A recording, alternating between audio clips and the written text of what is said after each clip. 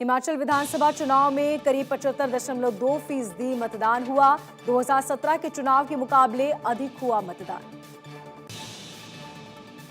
2017 में 74.6% हुआ था मतदान। इस बार वोटिंग में 1.2% की बढ़ोतरी हुई।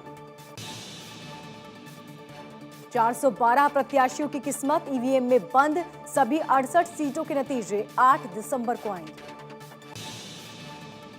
जयराम ठाकुर के गढ़ में सबसे ज्यादा वोटिंग हुई। सिराज और सोलन में, दून में भी रिकॉर्ड वोटिंग। बिलासपुर की श्री नैना देवी पर रिकॉर्ड वोटिंग। सिरमौर के शिलाई में भी बम्पर वोटिंग। गुजरात विधानसभा चुनाव के लिए सभी दलों ने धुआंधार प्रचार की योजना बनाई। बीजेपी और कांग्रेस ने हवाई जहाज और हेलीकॉप्टर बुक कराए। राजस्थान के झुंझुनू में आज राजस्थान बीजेपी की कोर कमेटी और प्रदेश कार्य समिति की बैठक। राजस्थान बीजेपी के 400 टॉप नेता हिस्सा ले रहे हैं।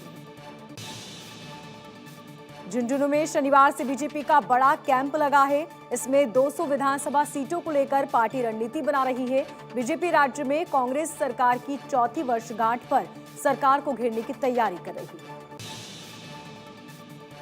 दिल्ली में 18 से 19 नवंबर को होगा नो मनी फॉर टेरर का आयोजन। आतंकवाद के खिलाफ लड़ाई में भारत के दृढ़ संकल्प से अवगत कराने का आयोजन। केंद्रीय गृह मंत्री अमित शाह संबोधित करेंगे। आम आदमी पार्टी गुजरात के प्रमुख गोपाल पर 17 केस दर्ज। शपथ पत्र में दी गई जानकारी। सूरत की सीट से लड़ रहे हैं विधानसभा चुनाव। आज होगा संत ईश्वर सम्मान समारोह 2022 का आयोजन। दिल्ली के विज्ञान भवन में उपराष्ट्रपति जगदीप धनखड़ देश भर में समाज कल्याण का कार्य कर रहे लोगों को सम्मानित करेंगे।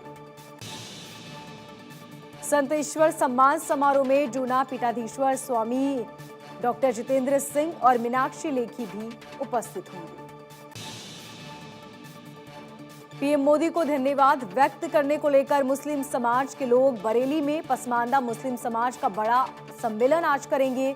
हजारों की तादाद में शामिल होंगे मुस्लिम समाज के लोग।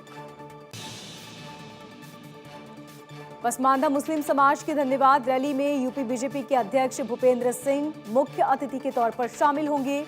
यूपी के कैबिनेट मंत्री धर्मपाल सिंह, वन राज्य मंत्री डॉक्टर अरुण कुमार समेत बीजेपी के कई सांसद और विधायक शामिल होंगे। ऐसा माना जा रहा है कि यूपी में निकाय चुनाव से पहले पसमानदा रैली के जरिए बीजेपी मुसलमानों को जोड़ने का प्रयास कर रही है। पराली जलाने को लेकर राष्ट्रीय मानवाधिकार आयोग ने सुनवाई की। आयोग ने पराली जलाने के लिए किसानों को नहीं बल्कि सरकारों को जिम्मेदार ठहराया। सुनवाई के बाद एनएचआरसी ने पराली जलाने को लेकर राज्यों से रिपोर्ट तलब की। दिल्ली, हरियाणा, पंजाब और यूपी के मुख्य सचिवों से इस बारे में रिपोर्ट मांगी गई। मुंबई के आसमान में आज से ड्रोन और माइक्रोलाइट एयरक्राफ्ट की उड़ान पर रोक लगी है। ये रोक 12 दिसंबर तक लागू रहेगी। मुंबई में डेली सफर करने वाले लोगों को परेशानी हो सकती है। सेंट्रल लाइन पर मेगा ब्लॉक की वजह से लोकल ट्रेनें सेवा प्रभावित। यूपी की कागज फैक्ट्री में भीषण आग लगी। लाखों का सामान जलकर खाक। शॉर्ट सर्किट की वजह से फैक्ट्री में आग लगी। यूपी के शाहजहांपुर में ट्रिपल तलाक के बाद हवाला के जरिए महिला का उत्पीड़न। पति और देवर पर लगा दुष्कर्म का आरोप। मामला दर्ज। अमेरिका में एयर शो के बीच बड़ा हादसा। एयर शो के बीच 2 पुराने युद्धक विमान आपस में टकराए, जिसकी वजह से यह पूरा हादसा हुआ। इजराइल में आज से एक बार फिर से बेंजामिन संभालेंगे सत्ता की कमान। 1 नवंबर को चुनाव में भारी मतों से दर्ज की थी जीत। कश्मीर के अनंतनाग में आतंकवादियों ने एक बार फिर से बाहरी लोगों को निशाना बनाया। आतंकवादियों ने अनंतनाग में 2 प्रवासी मजदूरों पर फायरिंग की। फायरिंग की घटना में दोनों मजदूर बुरी तरह घायल हो गए। दोनों को अस्पताल में भर्ती किया गया। आतंकवादियों के हमले के बाद सुरक्षा बलों ने पूरे इलाके को घेर लिया। सर्च ऑपरेशन जारी। वरुण धवन ने सोशल मीडिया पर एक वीडियो शेयर किया जिसमें वरुण सलमान खान के साथ मस्ती करते नजर आए। वीडियो में देखा जा सकता है कि वरुण धवन सलमान संग सेल्फी वीडियो बना रहे हैं और अचानक भाईजान का चेहरा भेड़िए के रूप में तब्दील हो जाता है। पीएम मोदी ने तेलंगाना में एक लिमिटेड प्लांट को देश को समर्पित किया। तेलंगाना से पहले उन्होंने आंध्र प्रदेश में हजारों करोड़ की परियोजनाओं की सौगात दी। पीएम मोदी ने कहा, मुझे अफसोस है कि तेलंगाना के नाम पर जो लोग फले फूले और आगे बढ़े, सत्ता उन्होंने पाई, वो खुद तेलंगाना को पीछे ढकेल रहे। पीएम मोदी ने कहा, तेलंगाना में अंधविश्वास के नाम पर क्या कुछ हो रहा है, सारा देश देख रहा है। गरीबों को लूटने वालों को छोड़ा नहीं जाएगा। चेन्नई में अमित शाह ने कहा, किसी भी देश को विकास के रास्ते पर चलने के लिए बुनियादी ढांचे की आवश्यकता होती है। अमित शाह ने कहा कि पिछले 8 वर्षों में देश ने विकास और अर्थव्यवस्था के मामले में तेजी से काम किया। हिमाचल चुनाव पर बोले केंद्रीय मंत्री गिरिराज सिंह, कहा हिमाचल में चुनाव का परिणाम तो 8 दिसंबर को आएगा, लेकिन पहली बार उत्तर प्रदेश जैसे रिकॉर्ड टूटेंगे और यहां भी दोबारा बीजेपी की सरकार बनेगी। दिल्ली एमसीडी चुनाव को लेकर बीजेपी जोर शोर से तैयारियों में जुटी। बीजेपी ने एमडीसी चुनाव के लिए 232 उम्मीदवारों की सूची जारी की है। नरेला से केश रानी और साथ ही विनोद भारद्वाज को उम्मीदवार बनाया गया। बुराड़ी से अनिल त्यागी, कादीपुर से उर्मिला, संतनगर से रेखा रावत को टिकट दिया गया। गुजरात चुनाव के लिए कांग्रेस का घोषणा पत्र जारी। अहमदाबाद में सीएम अशोक गहलोत ने जारी किया घोषणा पत्र। अपने घोषणा पत्र में कांग्रेस ने 10 लाख नौकरियां देने का वादा किया। युवा, महिला, किसान पर कांग्रेस का फोकस। कांग्रेस की तरफ से जारी किए गए घोषणा पत्र में हर गुजराती के लिए 10 लाख रुपए तक की मुफ्त इलाज और मुफ्त दवाइयों के साथ 300 यूनिट बिजली मुफ्त देने का वादा। गुजरात में आम आदमी पार्टी को बड़ा झटका। केसरी सोलंकी वापस बीजेपी में शामिल हुए। पहले आम आदमी पार्टी में हुए थे शामिल। सोशल मीडिया पर सीएम योगी का जलवा। माई योगी ऑफिशियल पर फॉलोअर्स की संख्या 80 लाख के पार। वाराणसी में national master plan for multi modal for connectivity का उद्घाटन। सीएम योगी ने उद्घाटन किया। कहा, परियोजनाओं के निर्माण की रफ्तार तेज होगी। महाराष्ट्र के डिप्टी सीएम देवेंद्र फडणवीस ने कहा, पूरा का पूरा गुजरात मोदी जी के पीछे है और एक भूतपूर्व जीत गुजरात में देखने को मिलेगी। बीजेपी ने पहली बार महिला उम्मीदवार सेजल बेन को भावनगर से टिकट दिया। सेजल बेन चुनाव जीतने के लिए जनता के बीच है। गुजरात के चोटिला विधानसभा क्षेत्र में चुनाव की तैयारियां जोरों पर। 301 बूथ चुनाव को लेकर कार्यरत कर्मचारियों को चुनावी संबंधी ट्रेनिंग दी गई। गुजरात चुनाव के लिए बीजेपी की दूसरी लिस्ट जारी। लिस्ट में 6 और नामों पर सहमति बनी। 17 नवंबर को महाराष्ट्र में राहुल गांधी जाएंगे। महाराष्ट्र में प्रेस कॉन्फ्रेंस भी करेंगे राहुल गांधी। महाराष्ट्र के कोल्हापुर में दिखा राहुल गांधी का कुश्ती प्रेम। भारत जोड़ो यात्रा के बीच राहुल गांधी ने कुश्ती का मजा लिया। राहुल गांधी की भारत जोड़ो यात्रा 22 नवंबर को मध्य प्रदेश में एंट्री करने वाली है। यात्रा की एंट्री से पहले ही प्रदेश में इसको लेकर कई तरह के विवाद खड़े हुए। सबसे पहला विवाद दिग्विजय सिंह ने ये कहकर खड़ा कर दिया कि यात्रा के बीच उनके पोस्टर नहीं लगाए जाए, जिस पर बीजेपी ने चुटकी ली और कहा कि ये कमलनाथ और दिग्विजय सिंह के बीच आपसी द्वंद्व है। मध्य प्रदेश के पूर्व सीएम कमलनाथ भारत जोड़ो यात्रा की तैयारियों का जायजा लेने पहुंचे। राहुल गांधी सैकड़ों किलोमीटर पैदल चलेंगे।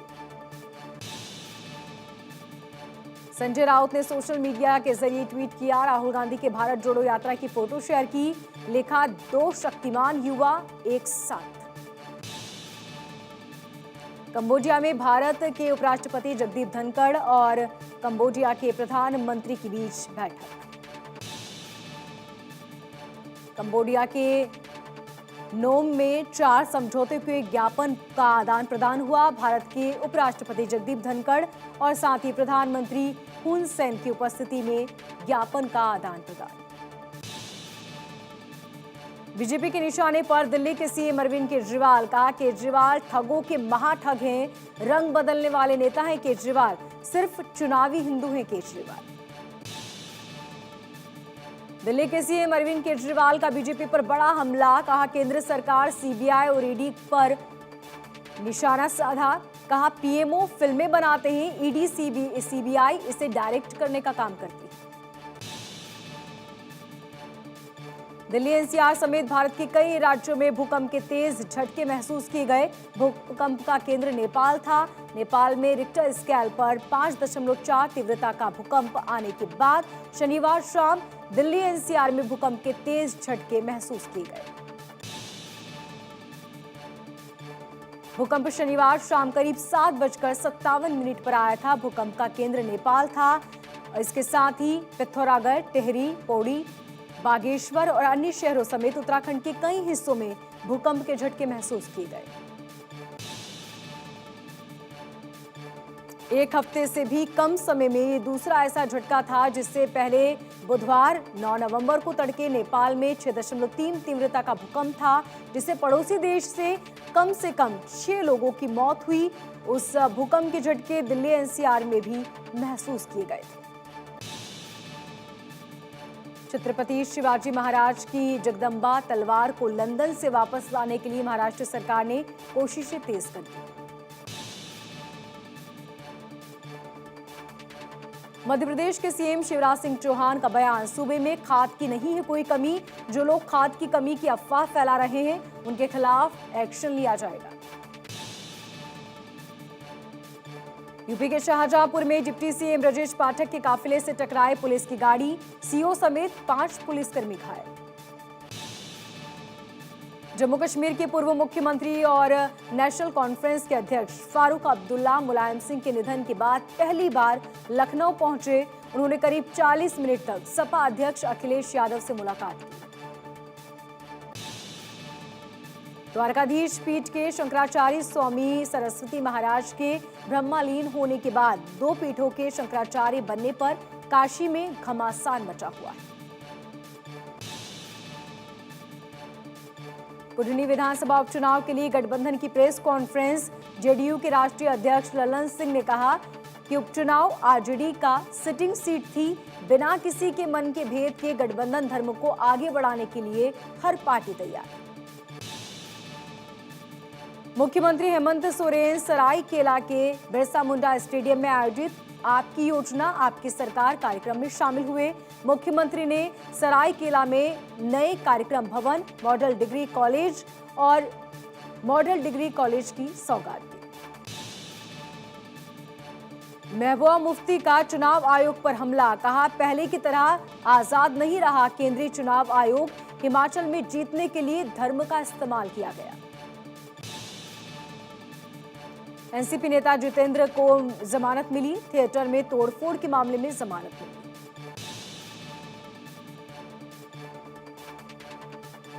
कांग्रेस नेता आचार्य प्रमोद ने राजस्थान के स्पीकर सीपी जोशी से मुलाकात की। मुलाकात के बाद बोले आचार्य प्रमोद, अभी मुख्यमंत्री गहलोत निभा रहे अपना धर्म, राहुल गांधी की यात्रा का होगा अच्छा प्रभाव। पाली में साली की शादी में स्टेज पर डांस करते करते जीजा की अचानक मौत हो गई, जिसके बाद शादी की खुशियां मातम में बदल गई।